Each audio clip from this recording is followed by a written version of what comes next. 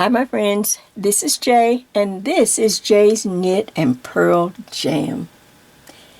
Now I hope you can tell from the intro pictures and the music that this is going to be a book review that's a little different than some of my other book reviews. This one is going to, well, it contains a lot of history. It contains a lot of traditions that have been passed down from generation to generation. But it also, you're going to get this little glimpse of the beautiful handwork that originated in the Shetland Islands. And just to see how something old can be taken and brought up to where it will just mesmerize and become something new. So let's get right into it. First of all, you see I have two books here, and I bought these books.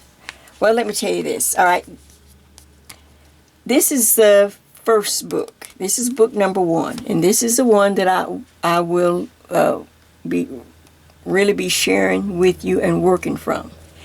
This was the second book, so I'm going to start with the second book first because it is a book more with patterns and things like that. Now, these two books, the designer and author is Elizabeth Lovick. Now, she is, I'm sure, a well-known designer. I'm sure she probably teaches, and I'm sure she's done all type of, classes where you could take. I have never taken any myself, but, now we have the YouTube. You can go on and find any sites that she may be on or find anything you might want to know about her. But I'm simply going to share these books because I bought these books back around 2013, somewhere like that, 2014. And of course, I still have my Joanne sticker on there. So I bought them at Joanne's. I'm sure I had a coupon. And like I said, this is book number 2, so I want to talk about it because this is not the one I will be using. First of all, let me just make this statement right up front. When I bought these books, like I said, I was probably just wanting to use a coupon, and I thought, I'll get home and I'll open these books and I'll work a little something. Well, right off bat, looking at this book, it was way over my head, people. It was just way over my head. But, like I said, whenever I buy something, if there's more than one, or if I like the person's work, and, in my mind, I'm always wanting to grow into something, then I like to go ahead and buy it anyway, even though it was over my head. But this book, number 2, is called The Magical Shetland Lace Shawls to Knit by, like I said, Elizabeth, I guess it's Lovick.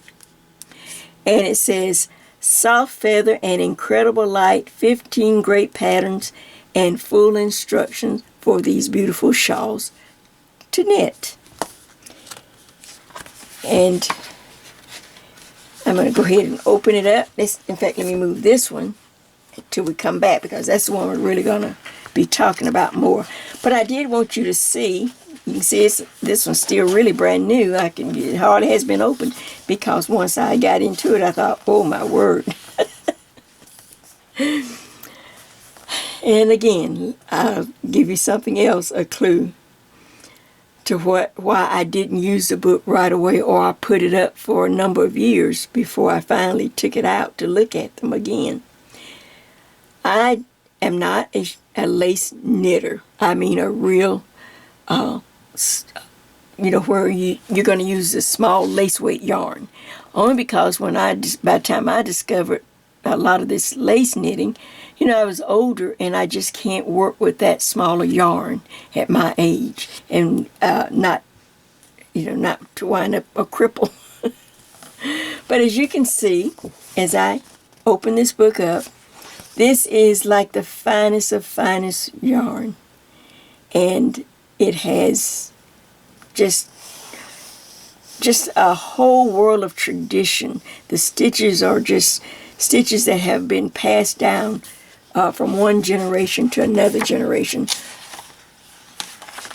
from the people of the Shetland Islands. And like I say, I'm not a historian, and so I won't get into that because we got Google now, people. You can go and look up anything you need to look up from what I'm going to tell you about this book. But in this book, she goes into some of the history and kind of get you set up so that you'll understand, what the book is about. The idea of knitting a Shetland lace shawl can be daunting. They are unbelievably fine and can look terrifying and complex. This book will show you that with the right basic skills and a bit of time and concentration, you can create these large feather soft shawls at home. And this book will guide you through the whole process from learning classic Shetland lace shawls, constructions, through all the patterns, right up to deciding how to wear your new shawl. Now that's this book. And that was just a little introduction, and then she goes into some of the history. She has some nice pictures, a great outline of, about the Shetland Islands, about the people. It's amazing how much, she goes in depth about the people from the Shetland Islands and how they lived and how they were able to teach and to learn and to pass this tradition or this beautiful handwork down year after year after year. And you can see that in a lot of the pictures. And like I said, this is a book that contains actual patterns.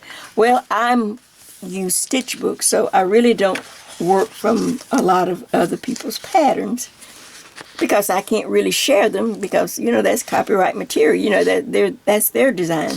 But what I can share with you, and the reason I bought the book, because I wanted to learn. I wanted to learn, or if I wasn't able to learn at the time I bought the book, like I said, it was over my head, I knew someday I would be able to glean something from it. And over time, I've gleaned a little bit here and there, but I am still not, I would call myself a Shetland lace knitter. I'm just simply a seasoned knitter who loves to learn. My motto is, when you don't know what to do, do what you know. Well, I've had to modify it when I got to these two books, and it goes, when you don't know what to do, learn something new and do what you learn. So that's a good way to inspire your own self, that nothing's too hard. If one person can do it, you can learn to do it too. It may not be on the same level, but, that's life. So I'm just flipping through, just sharing with you. Now, let's see, I may have to lift it up if there's a glare. No, I think I'm okay. Let's see if I need to go this way a little more. How about that? Okay. So I'm just kind of flipping through and just showing you how this book, I'm going to show you from when we get to the other book how it's set up, but there are a lot of pretty patterns in this book, pretty projects that you can actually make if you like to work thin. But what I'm going to share with you once I start, instead of going thin, I just work the pattern or work the stitch to the weight of yarn that was easy for me to work in. And so it may not have it may not look as delicate, but the intricacy and the stitch will be well represented even in the weight of yarn that I have to use. But I'm just flipping through just so that you can see, Because now you can get these books on Amazon, and that's what I'm telling you. If you decide to order these books, which I hope you do, like I said, I ordered this just to have the set, just to have her name on more than one book, even though I will probably never be able to knit the things that are in this book. But like I said, you can glean a whole lot just by looking and practicing and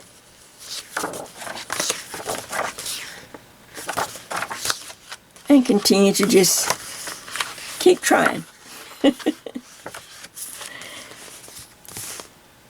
All right, so like I said, this was book number 2, The Magical Shetland Lace Shawls to Knit.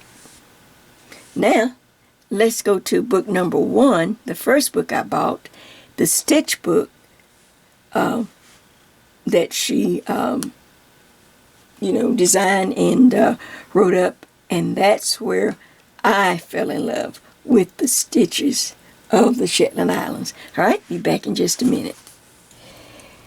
So before we get into some of the information that I want to share with you in this actual stitch book, if you look over in my comment sections, that's what I am, Jay's Knit and Purl Jam, and I like to see and I like to listen to music.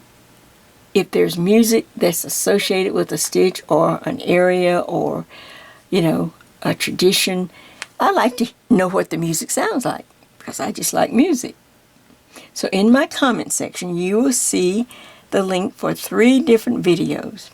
The first video is one of the Shetland Islands' most noted icons. I think it's Mr. Willie Hunter. He's well known there. Of course, he's passed on now, but well known. I mean, I was, when I looked him up on the, when I Googled him and I looked it up, I said I would have to, I want to put this in as part of this book review. So there's the first link is for him, and then the video number 2. Back in years ago, I loved watching public TV. Oh my gosh, it took you all over the world, public television. And I remember seeing, of course I was young and they were younger, the String Sisters. Of course, it didn't mean that much to me to know they were, from the Shetland Islands, or that was Shetland Island style music. I just, oh my gosh. And then of course Riverdance. You remember when Riverdance came out and all of that? Everybody was into that. But the second video is a nice video I wanted to share with you with the String Sisters playing some of the music that's well known in the Shetland Islands. And then there's a third video. I went ahead and just tried to find something of some of the young people. It's not a very recent video, but it was the only one I can come across, so I put it on there too. So just to get in the mood, I hope you go take a minute and look at those videos. And like I said, they're listed over in my comment section. So just click on them and go listen to the music and enjoy. Now, to the stitch book. This is a stitch book that I bought. I put it away because it was just so confusing and hard for me at the time. And then years later, let's see, I bought it around 2014 or something like that. And it maybe 5 years later, I ran across it because I was looking for something, or I remembered a stitch and I could not remember where the stitch was. And for some reason, it came up to me that the stitch was in this book. So I reached in and thank goodness, I keep my, they may not, if, I kind of put it away. I didn't leave it out so I could see it. But once I found it, oh man, was I excited. It was just like, well, starting all over again. This is Elizabeth Lovick, The Magic of Shetland Lace Knitting. Stitches, techniques, and projects for lighter than air shawls and more. And here's the cover. You can see the cover. and you can see some of the stitch patterns that were designed and passed down from one generation to the next, from one family to the next. All right, so let's go ahead and open this book real quick and just see what we have. There's so much in here, I will not be able to do a whole review. It would just be so what I'm going to do, as we use the book, I will review each section or what I need to tell you about the book as we do a stitch out of the book. All right, so like I said, that's the magic of the Shetland Lace knitting. And of course, it has just all kind of information. She really took time to just put just anything you needed to know how to work this book. All right, in fact, it says about this book. Now let me make sure I don't have a glare for you. I can see it, but I think I will kind of hold it up here. Okay, it says, this book is designed to take the novice knitter, that's us, from their first yarn over, step by step, to complex every row lace knitting. It presents all the essential skills you will need to master a wealth of traditional Shetland motifs, patterns, and insertions, including cat's paw, candlelight, horseshoe, and many more. The Stitch Dictionary is organized by stitch and row counts and includes a selector, with every stitch shown in a miniature to make the selection of an appropriate stitch easy and fun. Also included are suggestions for how to work different stitches into elegant and traditional Shetland lace accessories such as scarves, hats, and shawls. So now that was just right here in the book to get us started.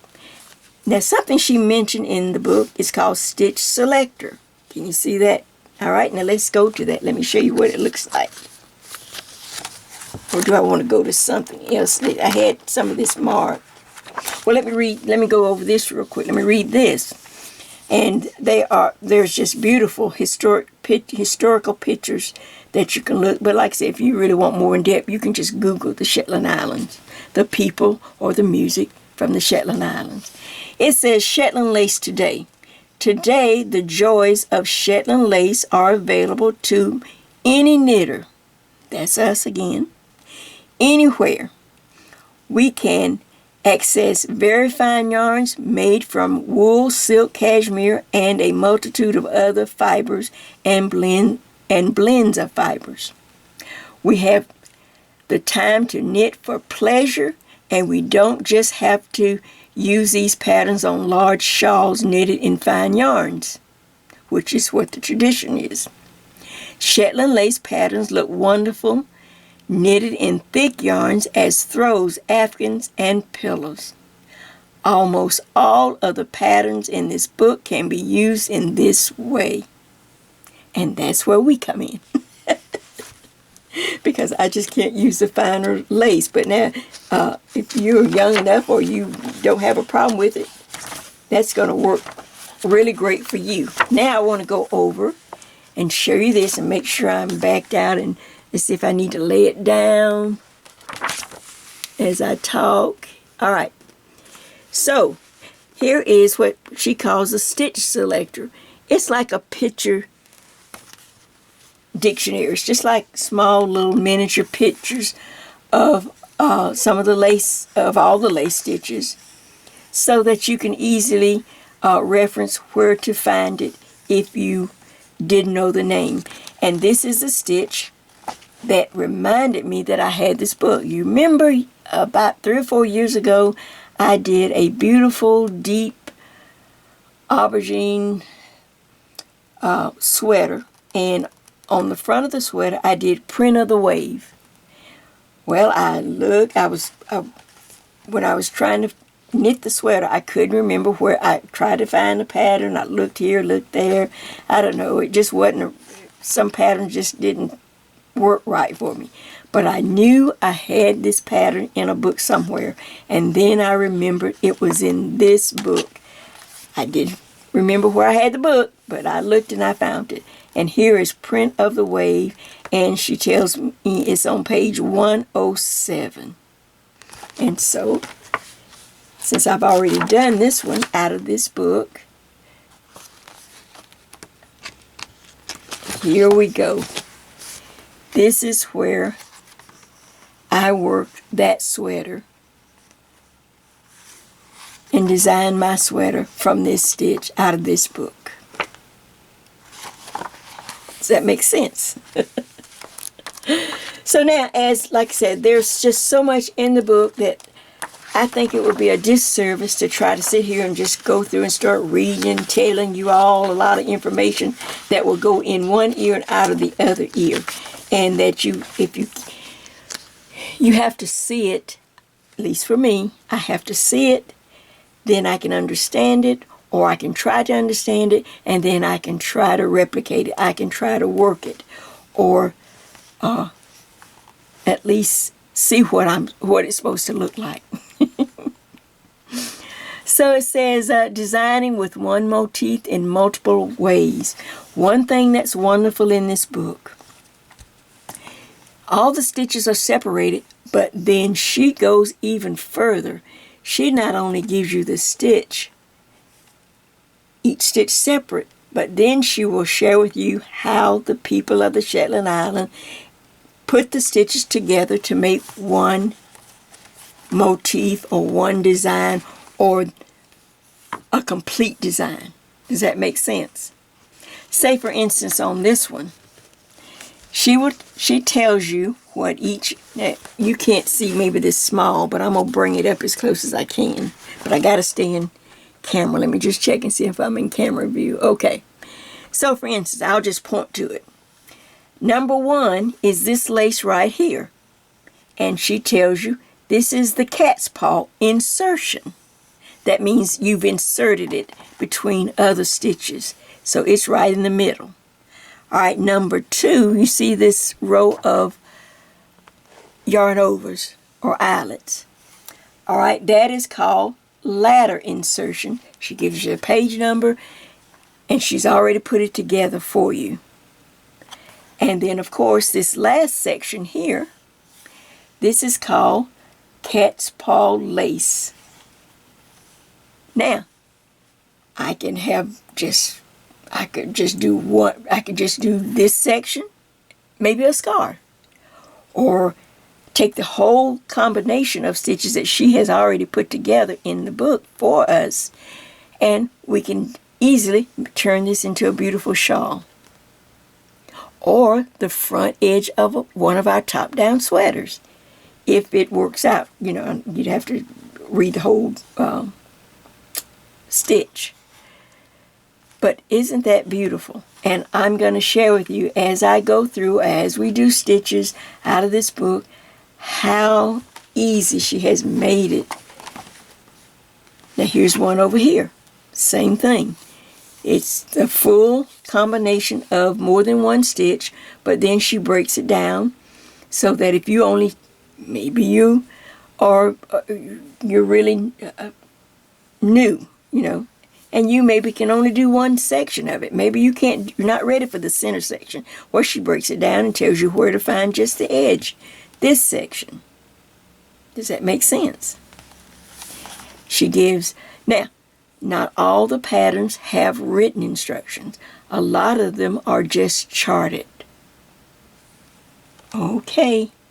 That's why I started getting you into charts a little early from the Wendy Bernard books. We are not done with Wendy Bernard books, but a lot of the stitches found in her books are more for heavier weight, or I would say for cooler weather. So while the weather is hot where I am, I'm in, you know, North Atlanta, and we just get right into summer almost. So I thought it would be great timing to pull out this beautiful lace book where we can work lighter and hold off and come back to the Wendy Bernard books. So that's why, but I did want to, I started you in reading charts and learning some of the, simple charts. And I'm only going to do simple charts, people. I am, like I said, I'm just still a novice knitter. I'm seasoned, but, I have to pick and choose. And again, here's another pretty breakdown. Everything she breaks down section by section, stitch by stitch, all coming from the stitch where you pick one stitch at a time. I can't find my little stitch dictionary, but it's in here somewhere. I'll come back to it. But how once you pick a stitch, how she will take you step by step, and you'll learn how to put stitches together. And one last thing before we end this particular part of this book review. There's this wonderful section. I'm trying to get you excited. There's this wonderful section, and this section is called insertions. Insertions. That means it's the filler. It fills in between one major motif or stitch. Then you have an insertion. You may put the insertion as she called, they're in this book, they're called steeks. S-T-E-E-K. It's a nice separation of a simple, nice, most of them are forgatting stitches, part of the forgatting family stitches, where you increase and decrease and you have yarn overs. And you will be able to see it as we get into each stitch. And then you have lace. Then she's broke it down into more motifs, where if all you can do is just do a scarf, you can do one of these stitches here. Does that make sense? Like I said, this book has so much that once I got over the fear of it and actually sat down, I had to sit down and teach myself. I had to read it and reread it because it's not set up like a normal stitch book that I was used to. She did it a little different, but I read it and I reread it until I finally start to understand. Now here's the selection of steeks. And you can see there are just simply yarn overs and knit two together, or yarn overs and slip knits. Just very easy. Like I said, they're part of the forgatting family of stitches.